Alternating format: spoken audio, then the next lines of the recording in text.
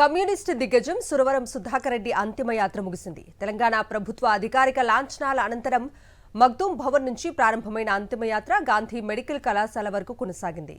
మగ్దూం భవన్ వద్ద గౌరవ సూచకంగా పోలీసులు గాల్లోకి కాల్పులు జరిపారు. అంతిమయాత్ర ముగిసిన అనంతరం సురవరం భౌతిక కాయాన్ని మెడికల్ కళాశాలకు ఆయన కుటుంబ సభ్యులు అప్పగించారు. అంతిమయాత్ర పొడవునా కామ్రేడ్ సురవరం సుధాకర్ రెడ్డి అమర్ రహే అంటూ సిపిఐ కార్యకర్తలు, నేతలు నినాదాలు చేశారు. వామపక్షాలతో పాటు వివిధ పార్టీలకు చెందిన నేతలు హాజరయ్యారు.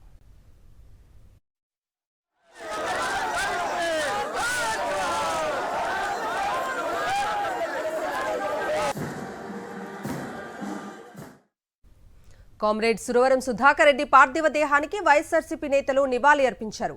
మాజీ ఎంపీ మేకపాటి రాజమోహన్ రెడ్డి, ఎంపీలు వైవి సుబ్బారెడ్డి, అయోధ్య రామిరెడ్డి నివాళి అర్పించారు. సిపిఐకి, ప్రజలకు సురవరం ఎంతో సేవ చేశారని కొనియాడారు. ఆయన సేవలు మరవలేనివన్నారు.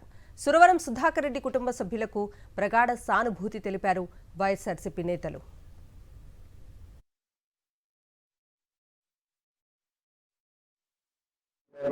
రాజమోహన్ రెడ్డి గారు కమల్ సుధాకర్ రెడ్డి గారికి నివాళులు అర్పిస్తున్నారు. మాజీ పార్లమెంట్ సభ్యులు మేకపాటి రాజమోహన్ రెడ్డి గారు సుధాకర్ రెడ్డి గారికి నివాళులు అర్పించారు.